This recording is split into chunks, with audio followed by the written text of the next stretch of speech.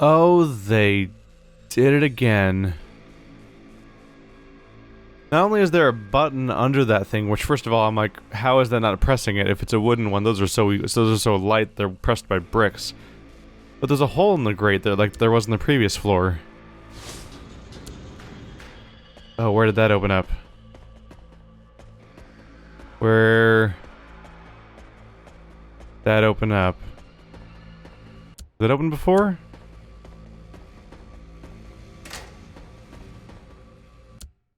That wasn't open before. Hello. Oh, I have access to all of the areas around here. There's like the background tunnel for all of this. This isn't even where the brick went. Elite Drainer. Well, that's a big deal to find. Superior Drainer, meet Elite Drainer. 80 damage, 300 restoration. Yep. Yep. Scary stuff. The Doom God Defender. Let's compare these two advanced shields. I have access to these now. Hooray. This is 33% block chance, 66 block. This is 40% block chance, oh my god, an 80 block. Minus 35% damage taken? Is that only when it blocks? Further reduces damage from the front side. Whoa! I think it blocks 35% of all damage from the front. While doing 150 integrity. So basically, do you want a gargantuan damage reduction, oh, just generally? Or do you want 3 tech? I mean, I like some bonus tech, but it can't... Yeah, you feel it. It's like a 10% damage boost and stuff like that. Which admittedly, like, if you think about it in terms of its new total, the change is like something like 3% damage change. Versus 35% damage reduction from the front? Yes. I'll hold on to the Unity, just in case. But jeez. Wow. That's a huge boost for my survivability. So I got a... Wow.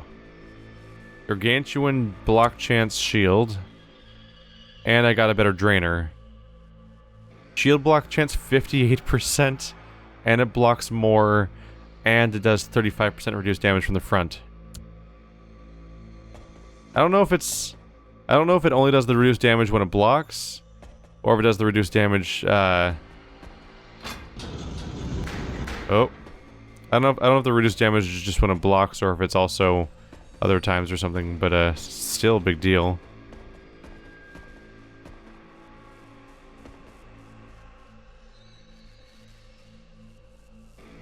There's not necessarily anything back there, so I guess I don't need to go back there. Because the one brick that, yeah, the one chest that was visible was behind that one.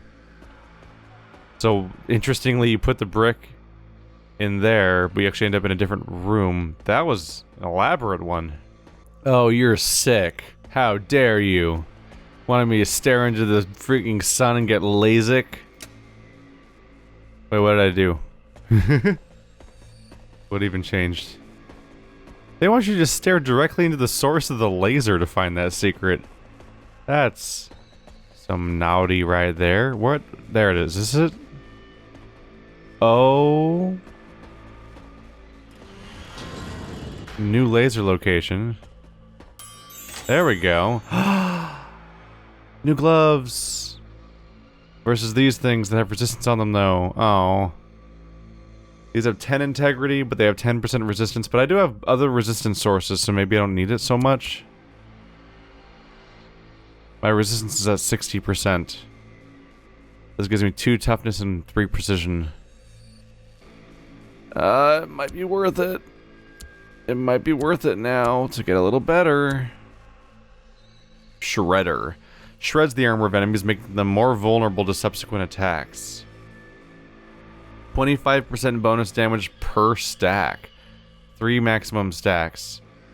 So if you hit people enough that you start doing 75% more damage. Bonus against organic. Not much else going on there. 3 combat, 3 toughness. Yeah, I don't think I'd ever use that. I think I like my other options better. At this point, I'm not going to use repeater, am I? Get out of here. Try and narrow things down a little bit. Yeah, you can have repeater. I don't think I'm going to take shredder with me. Neat weapon, though. Alright. 2 secrets down now. Freaking laser room had a secondary laser spot hidden away. All I had to do was stare directly into the laser like some kind of lunatic would. The first few attempts at settings up safe teleportation routes have, as you might have guessed, gone terribly wrong. Well, that's research for you. You have to expect the unexpected. Anyway, in one such incident, we lost contact with the subject we sent there. But we could still hear things, as if the sound was able to travel back and forth. What we heard, however, was, to put it mildly, it was not pleasant. After a while, the sound stopped, and we do not know what has happened to the subject. If anyone's crazy enough, they can still try the combination, but I strongly advise against it. 110010. Of course I'm gonna try it. Who do you think I am? 110010. Hey, Geronimo! Super secret found? Does that even count? Did that count? I think I was only at 2 out of 3. Did that count as one of these secrets? Sneaky, sneaky. Tibor Repta, head architect, original author and head architect of Ark's Vaporum project, knew every nook and cranny of the tower. Richard Vesely, bureau officer, high-ranking supreme bureau officer, one of the main benefactors of the Ark's Vaporum project, did regular peer reviews of gadget blueprint implementation with engineers, a nightmare if you ask them.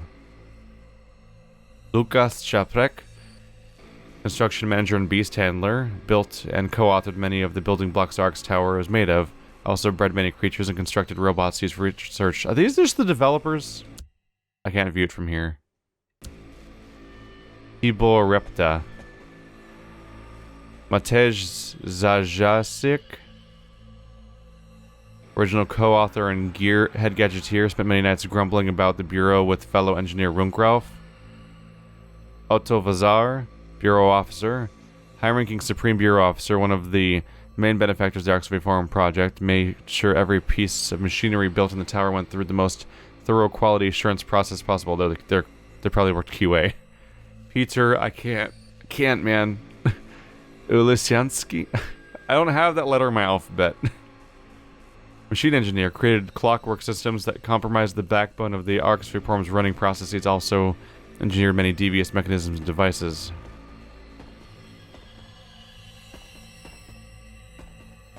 Nothing else in the room besides the chest. Tibor Repta. Alright, well, I'm curious.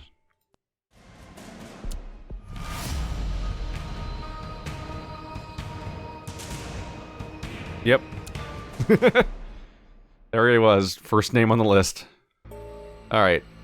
So this is a super secret room. Oh my goodness. Oh my goodness. +1 circuit point? Are you serious? First of all, let's just click on that right now. Ah, I get another circuit point. Oof. We'll look at you later.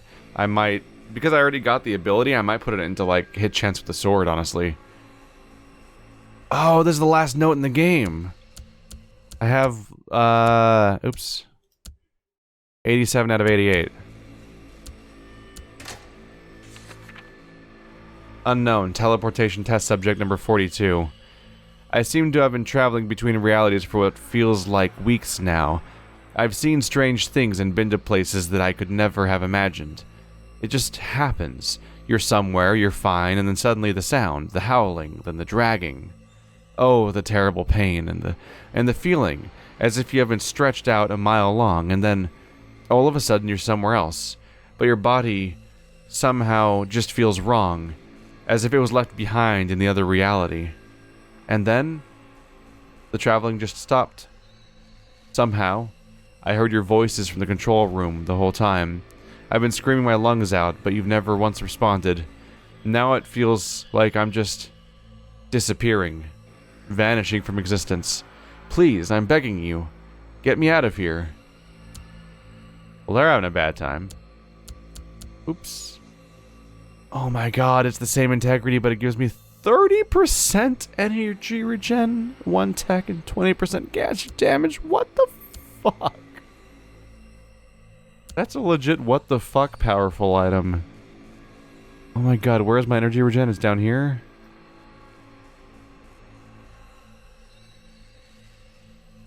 Recharge speed, gadget damage 242%. Energy regen 5.9? Let me see that. Look at that. It's almost 6 per second right now. Dude. I got the master outfit, 160 integrity, 2 energy regen, 5 tech.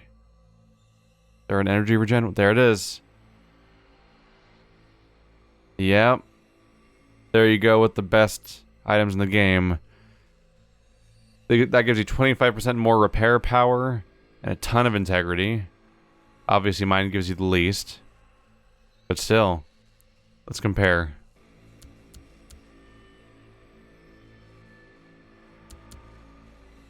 So, same integrity, same energy regen, same tech, actually. Surprisingly not that impressive of an upgrade on those standpoints. But 15% recharge speed and 25% gadget damage. What kind of horrifying numbers do we have now? They gave me 20 and 25% gadget damage in one upgrade chest. Gadget damage is at 267%. Jeez. That's terrifying. I wish I'd realized this code sooner before I got into that nightmare gauntlet, because I could have. I even had the thought. I think I was expressing it well before that point. I was like, I wonder if I can find older teleportation codes. And yeah, the first message from her has that in it.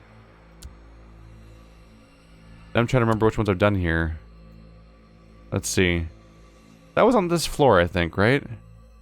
10101001. I think that was the first one we did on this floor, and did all of these in a row. Yeah. I think that's what happened. So I've done all of these on this floor. I'm gonna have to check those for secrets, though. I'm still missing one, so it might be in one of those. Guess we'll start at the top then. Thalma, 101001. I'll start there first. Gotta make up my mind here. Do I want to do 30% blade weapon damage? The problem is that probably doesn't even affect the bonus damage, which is the primary benefit of that weapon. Whereas bonus blocking would just generally make me safer. 6% chance added on top would make it to... That's not bad. 64% block chance. I'm just gonna commit to it. Let's commit to the tree. Boom. Can't believe I found another bonus point this late in. That means that takes a total of what, 3 or 4? I guess I can count, can't I? So 15, 16, 17, 18, 19. And I'm level 16. So I think that's 3 bonus ones total in the game, and one of them's hard to find. Well, alrighty then. I think it's safe to say I'm using this at this point. If it's gonna give me that much gadget damage, I'm probably not gonna use this one at the very least. Screw it. Do I hold on to it regardless?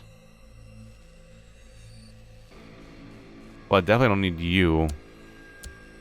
Goodbye, Unity. That's the resistance. Can't fully bring myself to let go of some of these items. Still, got a hell of an upgrade there. Alright. Oh, is this the last one? Is this the last one? I'm in the first teleport area. This one again. Ta-da! It's the finisher. Deals more damage to heavily wounded enemies. Oh. Yeah, it's an actual finisher attack. So it does 50% bonus damage against enemies that are currently below 50% health. But this always does that much damage. Granted, it's a rifle and that's a pistol and everything, but... yeah. I think I'm happy with Rike's carbine. If I do end up using a gun at all during this thing, because I'm pretty happy with the Giant Slayer and the Doom God Defender. So I'm gonna leave you here. But is that all of them? 29 out of 29 secrets found. 88 out of 88 notes read. That's as far as completionist stats go. It seems like I have them. I don't think there's any other metrics to measure by. Oh boy.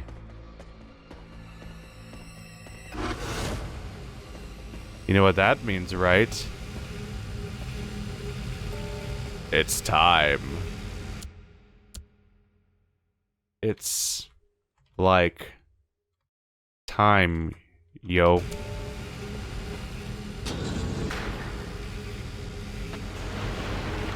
I'm sure I'm prepared, or doomed, I don't know. I'm not really healthy right now. It's not really a good start to be wandering in with not full health.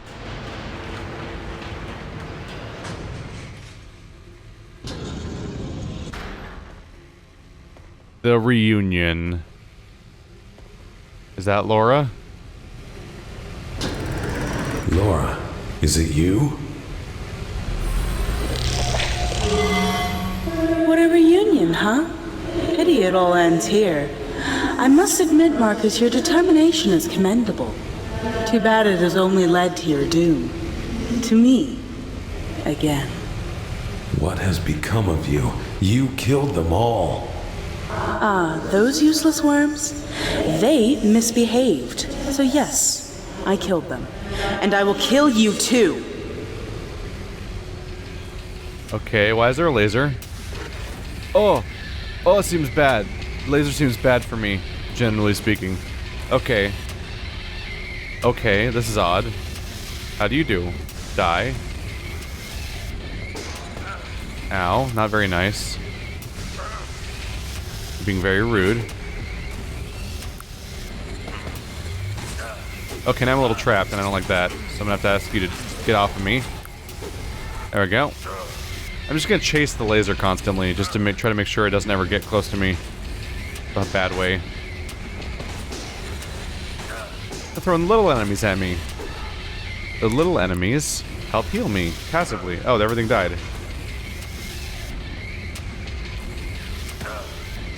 You cannot manually save your progress now. So if I die, I have to start the whole fight over.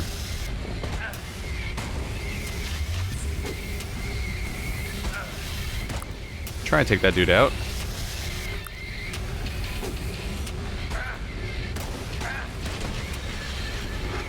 Okay, now you're just being rude.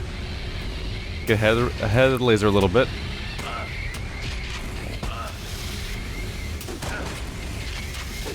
You look like you're not doing so hot. The abrogator's fully charged again. Ooh, okay. You, I guess? Aha! Flip that switch. Ow. Just got Shield Expert unlocked as an achievement.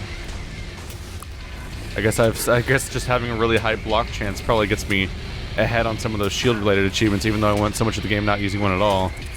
I am blocking constantly now. There we go. So now we know why they add the abrogator to the game, because they're gonna have a boss fight where you have to gauntlet until you get the ability to arbitrarily be able to open doors, which is pretty common for boss fights. To like, oh, fight these waves of enemies, and then you arbitrarily gain access to defeating the boss itself as a result. But in this case, it makes sense in universe in a way that it usually doesn't actually. Usually they usually don't offer this much of an explanation. I need to use a charged up abrogator to destroy the barrier. Is it not the abrogator? That's not the abrogator. Whoops, it's the other pink item. That little rig of yours won't help you. An absolute piece of junk is no match for my power. She seems really high on herself at the moment. Okay, I'm not picking up that item right now. Oh, there's two lasers. That's why it seems like it got to me too fast. There's two lasers now. Thanks for that, I guess. Are there any cliffs to fall off? Because that would suck. Sword attack.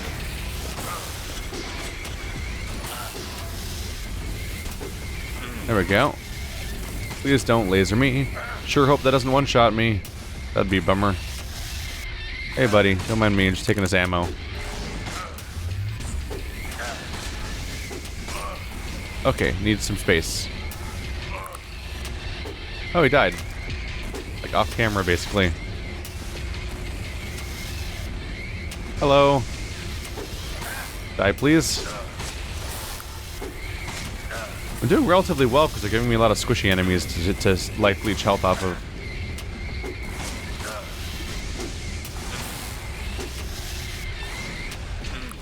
Don't mind me. Fully charged again.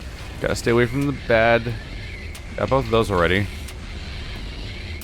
Might as well just leave these guys alive for now. I'll use the abrogator.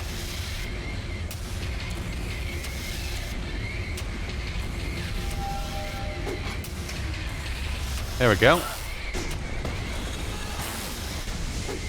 My gadgets are scary powerful now. Hey, buddy. Okay, let's not get in trouble here. I'm not... Oh, I thought I was dying for a second there. It's just I have a negative effect that was making my screen turn red. But so many games have trained me to think that means I'm literally on the verge of death, which is not the case.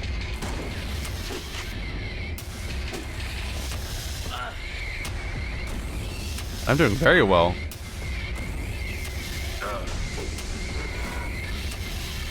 Almost charged.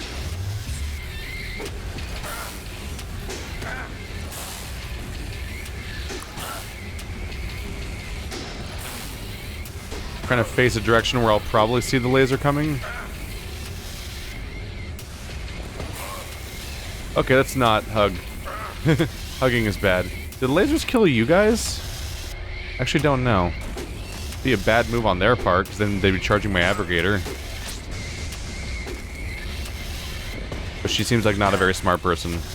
Smart in some ways, but also like stupid in the ways that would help when it comes to being able to defeat me. Kind of self-destructive. Where's Sophie? I thought you were going to tell me. There's no way you could survive all of my traps and minions without help. That little devil, she still loves you. What did you do to her? To her? Nothing. To you, I'll introduce you to the real potential of Fumium. Real boss fight begin now? Did you say... You didn't let me save, did you? Where? I couldn't move that way? Okay, so she's just one of these guys again. Except I'm trying to sidestep towards her and she doesn't let me move correctly? It's weird. Maybe I should just hit her a bit. No. Nope, I can't. There's like weird barriers stopping me from getting around.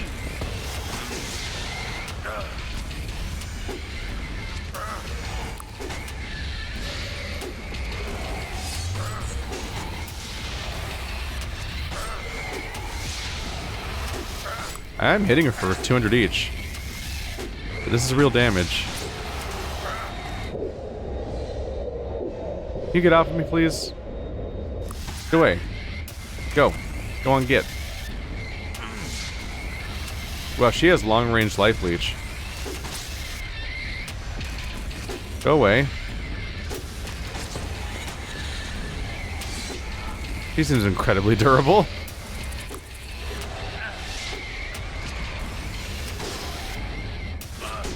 I mean, if you're gonna keep giving me okay. I mean, if she constantly sprinkles me with minor enemies to fight, she's actually helping me. Because each of them heals me for 7%.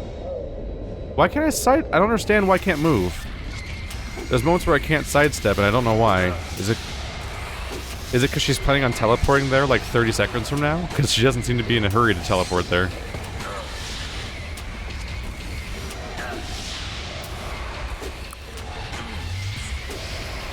You are so annoying, Marcus. Stop this pathetic display and die already.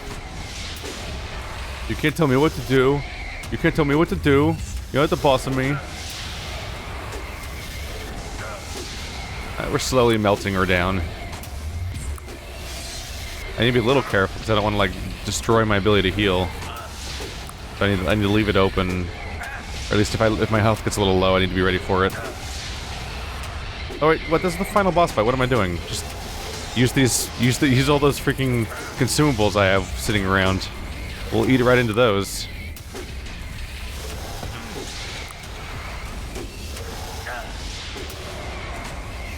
I should have made sure you drowned in the sea. You're proving to be a bigger problem than expected.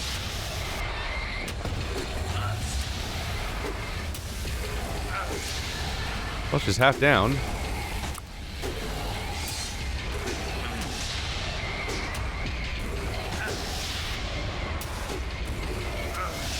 Recruit throat cutter. What's that for? Oh, early game achievements for using swords, because I never really have, aside from like one of the first floors. Almost immediately, I was like, nah.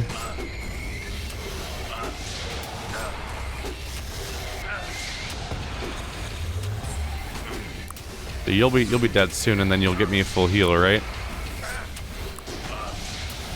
Yep, he just died over there, didn't he? Yep. Lora, give it up. Is there nothing human left in you? Human? What does it mean, anyway? I'm fed up with this. I'm going to tear you apart now. Ooh, saves. Neat. I don't know if it saved before or not. I don't remember. Okay, you might be hurting me a bit more now. You're not fighting as defensively as you were before. I don't see any shields going up.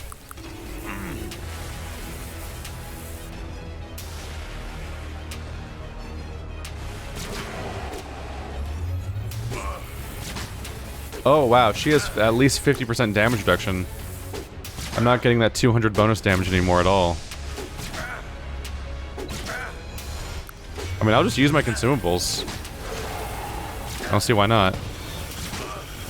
I must say, I have underestimated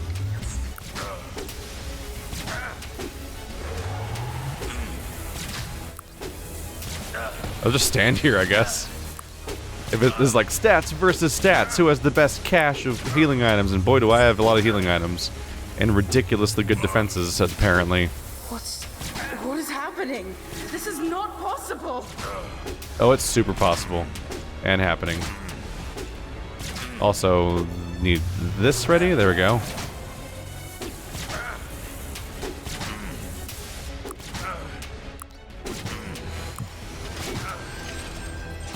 Getting a little lower than I'd hoped, but my stuff's ready again. There we go. Now we'll be healthy. I probably should have run away a little bit just to be safer. But I think we're good now for like the game to end, basically. Marcus, no! Huh. It feels wrong to just tank in this kind of game. I've never done it before. Till just now.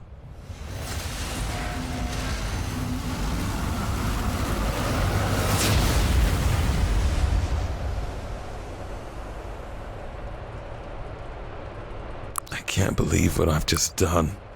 But finally it's over. Now I need to find Sophie.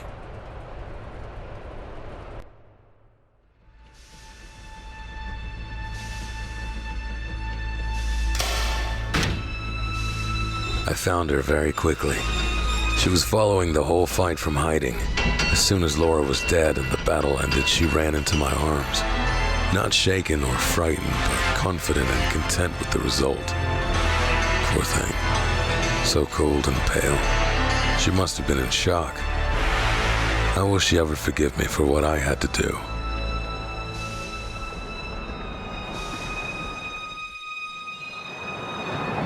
As we emerged from the tower, I couldn't hold on to it anymore. The feeling of guilt washed all over me. I'm sorry, Sophie. I had to do it. It wasn't her anymore. That's all right. She had to go. She wasn't useful anymore. I am strong enough now. What? I don't understand. You never did.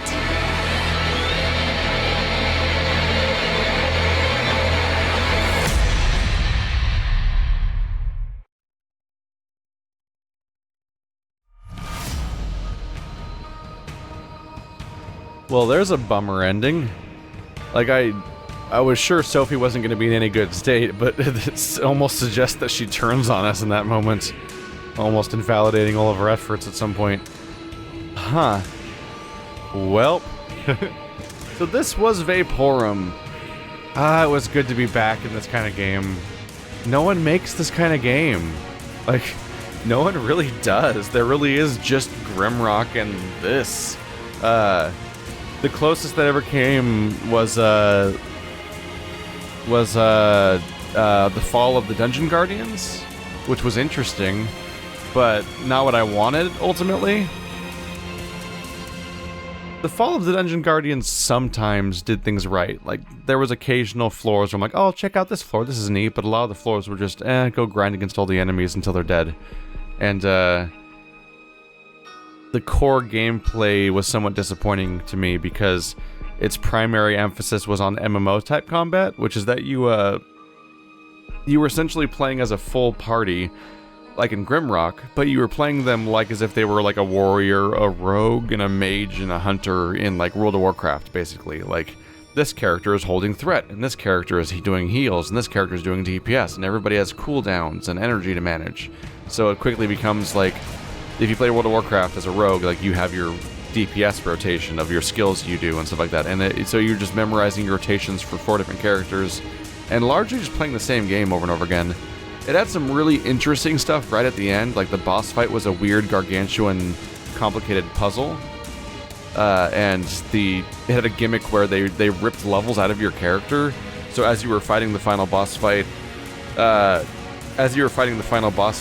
it would actually rewind your character back through its history, so you had to go back to playing as like a level 10 character, level 5 character, and so on, while the enemy itself was getting weaker.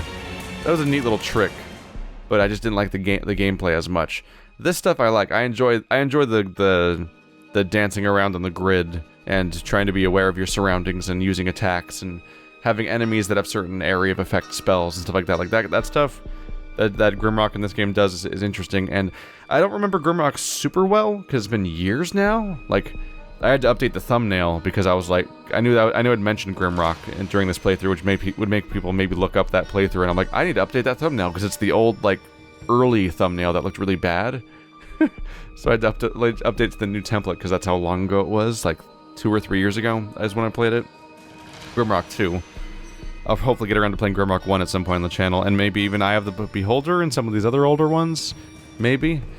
But I've been, ever since Grimrock 2 ended, I've been just wanting another game to scratch this particular itch, and just nothing has. And it led to me sort of scraping through games like Stranger of Sword City in a desperate attempt, like maybe it'll be like it, and it wasn't at all like it, because Stranger of Sword City was more interested in being a JRPG and grinding than it was in the actual dungeon design, and the level design itself is like the point for me. But on the topic of Grimrock, like, I don't remember the combat super well, but I think I remember being more single target. Like, you attack the guy in front of you with melee attacks, or you shoot a fireball or a arrow straight, and I think that was most of the attacks. So what was refreshing about Vaporum specifically is that they had an emphasis on area of effect spells. There was also an emphasis on more immediacy with how you control your character, because instead of having 4 separate characters that are all controlled separately, but also at the same time, because in Grimrock and in Beholder you move as a single unit, but you manage each character by clicking on their individual skills, which gets complicated when you have a spellcaster and stuff like that. In this game, they streamlined it down to 1 person, but had similar amounts of functionality because of the gadgets. So you had a left hand, a right hand, and 2 to 4 gadgets based on what your build was, and that led to snappier combat in a way where you spend less time worrying about your interface and more just playing and being aware of your surroundings over all else, which made sense as a design choice because the enemies themselves have area of effect spells and different enemies have different area of effect spells, and that stuff was cool.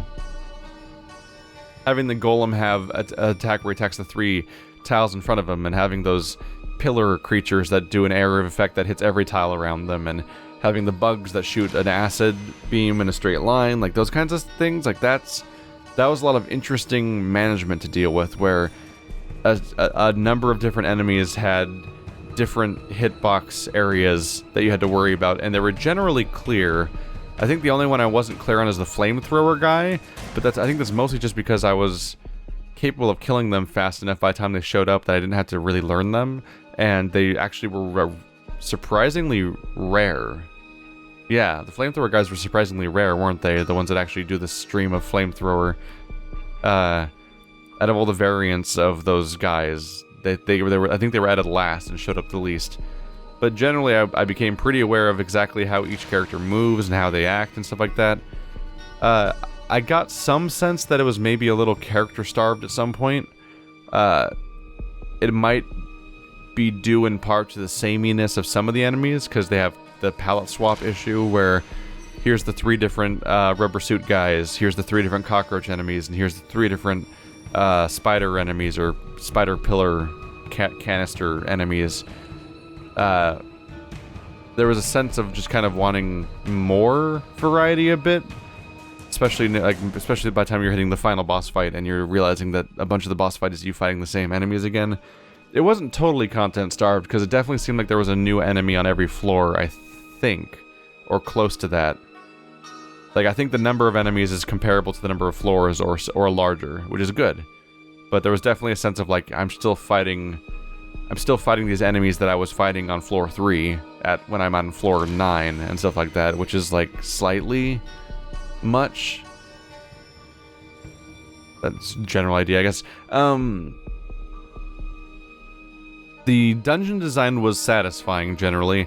There's only a few there's a few floors I didn't particularly like, but I did really like the last 2 floors and the Riddle of Steel floors. I liked the experience of going back and forth between 2 floors and having a more organic experience. It actually, and there wasn't much in the way of riddles and puzzle design necessarily. There was physical puzzles, which I enjoy, like the walk on these tiles and figure out how to get across this room as different doors open and close when you press them and stuff like that. That stuff was fine. Not much in the way of riddles. It'd be interesting to see if this game grows, and if they did make a sequel, if they would grow towards, like, more contextual clues about certain things that would help you understand what to do sometimes. Just because I liked... It's nice to have a greater variety, and it's actually, interestingly, something I watched happen in Grimrock specifically, is they made the first Grimrock game, and it was this, you were descending down a tower, much like how you're climbing up a tower in this game. Like, it's very, very comparable premise, all the way down to there being a final boss at the final floor. But then Grimrock 2 got weird. Grimrock 2 became this open world environment with a bunch of non-linear dungeons you can go to in any order, or maybe even skip entirely in some cases. And a cool part of that is that it opened up to a bunch of weird context clues about finding bizarre notes and pieces of evidence that indicate other parts of the map, and you can put the information together to figure out just crazy clues sometimes, and that stuff was actually really fun. I would be really interested to see where they went with a sequel. Partly because I think that it's been a long time, because I played it when it first came out, which I think might have been 2010 or 11 or 12 or something, but I think Vaporum might be better than Grimrock 1 was. Which is big, because Grimrock 1 was a game I was so hooked to that I beat it in like 2 days. Like, that was a weekend for me. I was like, I have to keep playing it. So I'm kind of curious to see what a Vaporum 2 could manage to do. And where they could expand it, or where they could go with it.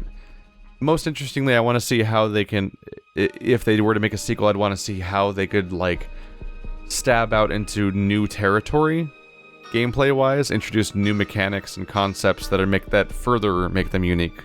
Much like how this game had an emphasis on AoE combat that was about evading danger zones, essentially. That stuff was neat. The final boss, I think, was kind of disappointing. I liked the spinny laser part, where you're trying to manage this meter system while fighting enemies and avoiding the lasers and so on. And they made sure you knew how to use the barrier thing because you had to use it to get on the elevator in the first place. But the boss fight itself was kind of disappointing because it was basically the same teleporty ghost creature you've been fighting the entire game. I don't know if it's literally the same one or if it's I don't know if it was her the entire time, or if those were all copies of... No. I think all the other ones were, her close assistants that she said were better slaves or something when she made them into slaves. Because you get Fumium for killing them, which I believe means that they have to be actually dying canonically, so they weren't her until then. But functionally, they were almost identical. There was definitely a weird sense of transition movement, like limitations, like... I would try to strafe around her to attack her from the side the same way I did almost any other enemy in the game, but I found myself blocked. And as best I could tell, it seemed to be maybe because she was planning on teleporting there like 10 seconds later. So, not 10, maybe not 10, it's exaggerating, but like, it seemed like her plans to teleport there might have made a square seem occupied way too early compared to when she was actually going to get there or something. That felt strange, but then it's fine, it's fine. But yeah, disappointing final boss, I would say. The lore... I don't think I have a ton of praise to say for the lore and story necessarily. It's functional, is what I would call it. It essentially sets up what the environment is and why the final boss is who they are and stuff like that. A little bit, but well, the voice acting varied. Some of it was fine, and some of it was like questionable a little bit. Weirdly enough, the most prominent voice actor, the villain, seemed off constantly for some reason. This is my layman's interpretation, I suppose. And as far as the story of like how it sets up the environment and everything, it was standard. I don't think it offered much in the way of surprises, because this is very much a by the numbers, like this is a genre, basically. A whole genre of games tells this kind of story. Like games like BioShock and Prey and System Shock and so on. Like this a subgenre, like these Spyglass games or 0451 games and stuff like that. These games where you go into some sort of like fallen society and you pick up a bunch of diary notes that'll explain how the society fell, all leading up to a final enemy that may or may not be in some way like tied to the ideology of the society or something like that kind of thing. I think the missing part might have just been that like usually there's like a philosophical connection. I think there's often like a philosophical connection between the setting and the final boss and so on and so forth. Like we talk about like Andrew Ryan and being a living anagram of Ayn Rand and stuff like that. And like obviously there's a whole lot going on in Prey, for example. And this one didn't seem to be backed by any sort of extra layer of meaning to enforce why the world worked that way.